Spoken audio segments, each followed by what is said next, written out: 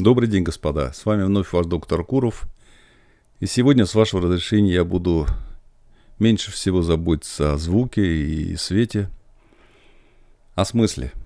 Итак, такие вопросы ныне приходят.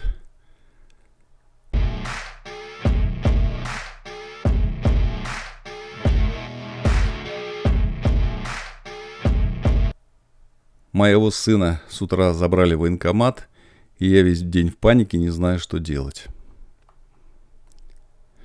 И вот оказывается, что образ мысли и отношения вот к такому событию в каждой российской семье уже сформирован устоявшимися взаимоотношениями конкретного гражданина и всей государственной системы. Ведь когда люди понимали, за что и во имя чего они должны терять год-два, а может быть и саму жизнь, им было легче. Во время Первой мировой войны крестьян из сел насильно мобилизовывали, и они не понимали, почему они должны жертвовать жизнями за дурака царя, проповедников, попов, дворян, буржуев. А потому очень редко призывы за родину, за царя были им понятны и приняты солдатами. И были массовые случаи самострелов, сдачи в плен, дезертирства. И дезертиры сбивались в банды и мародерствовали на своей и чужой территории. А для людей, которые почувствовали вкус крови и смерти, по большому счету, было все равно, кого грабить, убивать и насиловать. Ведь их жены и дети фактически остались без кормильцев. Были обречены на выживание и голодную смерть.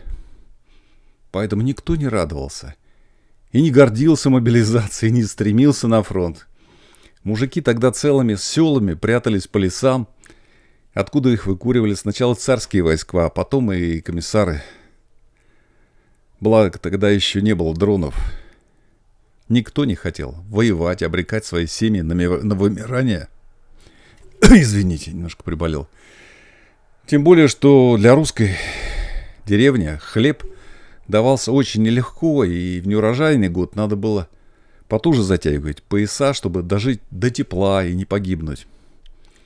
Напротив, во время Великой Отечественной войны, несмотря на массовые репрессии, люди шли воевать за родину, против агрессора, который вероломно напал на их страну. Отдавали жизнь за жизнь и счастье своих родных и детей. И почему же, отвечая на этот вопрос, я вдаюсь в такой исторический экскурс? А потому, господа, что за эти 100-200 лет в нашей стране фактически ничего не изменилось. Краткие оттепели сменяются продолжительными периодами застоя и репрессий, засилием панов и разного рода политруков в рясе или костюме от Бриони. Люди даже не успевают научиться чувствовать себя ответственными и самостоятельными, независимыми от власти, как уже накатывает новая волна мракобесия и алчной злобы, пришедшей к власти своры. Поэтому с каждым новым витком наращивания давления и насилия, и массированной пропаганды, и свертыванию альтернативных средств массовой информации народ, может быть, и неосознанно, но чувствует нелогичность, нелепость происходящего. До поры до времени они прячутся от политики, делают вид, что они в танке. Надеются, что до них не доберутся ни черные воронки, ни почтальоны с похоронками. Но, упиваясь властью, насилие уже не хочет останавливаться. И с каждым новым указом и постановлением, жаждущая новой крови, она подбирается все ближе к каждому, кто тешит себя надеждой отсидеться в норке. Как говорили и продолжают говорить вестники апокалипсиса, цитаты Дзержинского: «Отсутствие судимости у вас – это не ваша заслуга, а наша недоработка». И теперь, вероятно, настала пора осознать, что просто закопать голову в песок и отсидеться вновь не удастся. Как и прежде, это осознание русскому народу дается и кровью, и потом. Другого не бывало.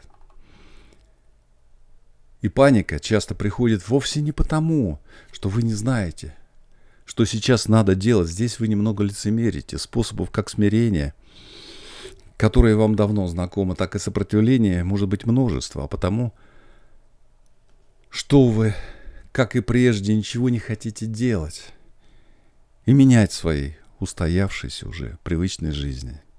Авось пронесет. А вот на этот раз может и не пронести. И вы можете остаться без мужа, сына, брата. Ну ничего, вам же твердят, нарожаете еще. А паника – это ощущение отчаяния и беспомощности.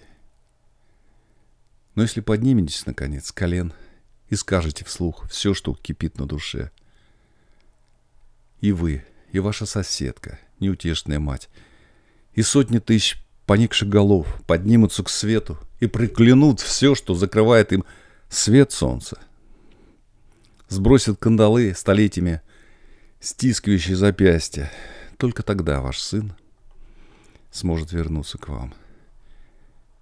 И будем надеяться, что на щите, а не под щитом. Донесите до него, что хватит уже всем быть должным. И единственное, что надо, любой ценой спасать свою душу и жизнь. Только не ценой подлости или насилия. Пусть перестанет подставлять правую щеку и научится бить в ответ. Вот вы этого-то они и боятся, как огня. Перестаньте стонать и уповать на небеса. У вас есть голос, руки и воля. И никто не вправе указывать вам, что хорошо и что плохо. И распоряжаться жизнями ваших сыновей. До новых встреч. С вами был ваш доктор Куров.